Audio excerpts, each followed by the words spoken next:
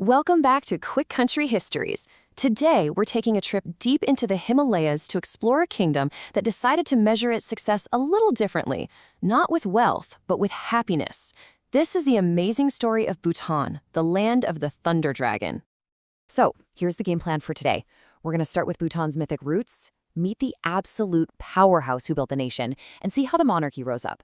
Then we'll jump into the 20th century, check out their world-famous idea of gross national happiness, and wrap up with the king's totally unexpected gift to his people. All right, let's start at the very beginning. We're talking about a land that was, for centuries, wrapped in legend, totally cut off from the world by the highest mountains on Earth. You know, the foundations of Bhutan weren't built by armies, they were built by faith. Okay, first things first, you've got to know this name, Drukyul. This is what the Bhutanese call their own country. And it's not just a name, it is everything. It literally means land of the thunder dragon. And that's tied directly to the Drukpa school of Buddhism, which, as you'll see, became the heart and soul of the nation. Just look at this timeline. You can see how incredibly deep Bhutan's roots go. We're talking settlements from 4,000 years ago. But the real game changer comes later. Buddhism shows up in the 8th century, and then, boom, in 810, the legendary Guru Rinpoche arrives. This guy is considered a second Buddha, and he gets the ball rolling. After a few centuries of different schools competing, the Drukpa school rises to the top, and that really sets the stage for unified Bhutan. So, Buddhism gave everyone a shared culture, right? But for hundreds of years, Bhutan was still just a bunch of warring valleys and rival religious groups. All of that changed in the 17th century, when one incredible figure showed up and changed everything. Get this, in 1616, a Tibetan lama named Ngawang Namgyal flees to Bhutan. But he's not just some refugee. This guy is a total nation builder. He takes the title Jabdrung, which means at whose feet one submits, and just gets to work. He fights off invasions, gets all the rival religious groups in line, creates a brand new legal system, and designs a completely unique form of government. And this is where his political genius really shines. To make sure no single person ever got too much power, he split it right down the middle. You'd have the Khenpo, who was in charge of all things religious, and then you had the Druk Desi, a civil leader who handled the day-to-day stuff. This brilliant, balanced system was the foundation of Bhutan for the next 300 years. So after the Jabdrung died in 1651, his amazing system started to, well, fray a bit. For almost 2 centuries, you had all these internal squabbles.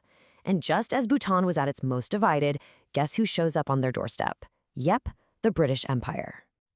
The late 18th and 19th centuries were really defined by this growing friction with British India. It all came to a head in 1864 with the Duar War. Now, it was a short war, but Bhutan was defeated.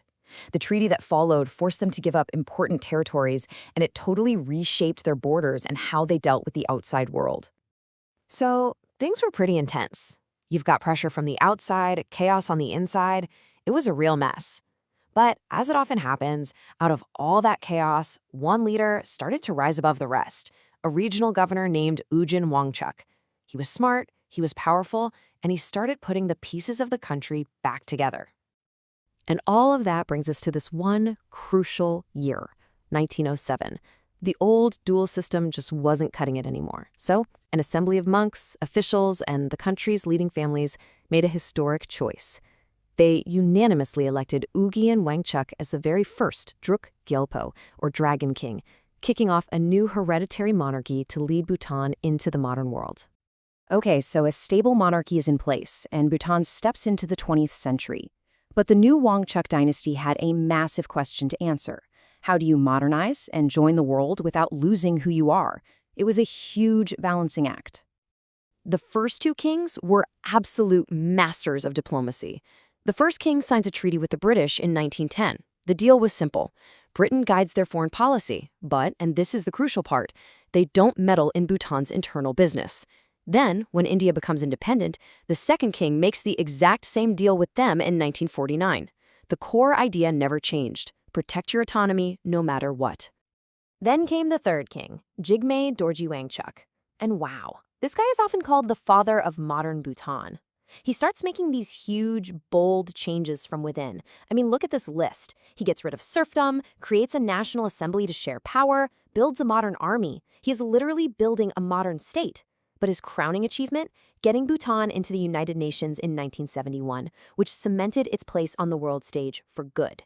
So Bhutan is carefully opening up, and in 1972, the fourth king, Jigme Singye Wangchuk, takes the throne. And he's about to introduce an idea so radical, so completely different, it would define Bhutan to the rest of the world. You know how pretty much every country on Earth is obsessed with GDP, gross domestic product? Well, this king declared that in Bhutan, they would focus on gross national happiness. It's this revolutionary idea that true progress has to be more than just money. It's about balancing material well-being with your spiritual, cultural, and environmental health. It's about building a good society, not just a big economy. And this wasn't just some feel-good slogan either. It guided actual policy. The fourth king pushed for a massive expansion in education, he gave more power to local governments, he developed clean energy, and he carefully opened the country to tourism, all while focusing on making life better for people in rural areas. And that brings us to the final and maybe the most mind-blowing part of Bhutan's story. After decades of progress and prosperity, with a king that everybody loved, something completely unexpected happened. So this is the million-dollar question, isn't it? The fourth king wasn't being forced out. The people adored him. But he truly believed that Bhutan's future was safer in the hands of its people. His thinking was that a country that depends on having a good king is taking a risk.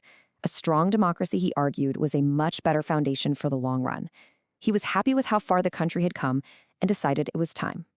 And he didn't just walk away. He managed this transition with that same careful approach his family was known for.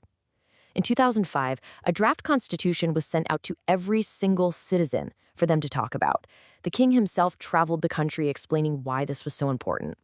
Then, he abdicated, letting his son get some hands-on experience before the first elections in 2008 officially turned Bhutan into a constitutional monarchy. So, in the end, when you look at Bhutan's story, it's just unlike any other. They went from this isolated mythical land to a theocracy, to an absolute monarchy, and finally to a democracy, and they did it all on their own terms. It was a path guided by wisdom and a deep sense of duty, not just a blind chase for wealth. If you found Bhutan's story as fascinating as I did, you should definitely dive into some of the other incredible journeys in our Quick Country Histories playlist. And of course, don't forget to subscribe to Notebook Summaries for more explainers that dig into the stories that shape our world.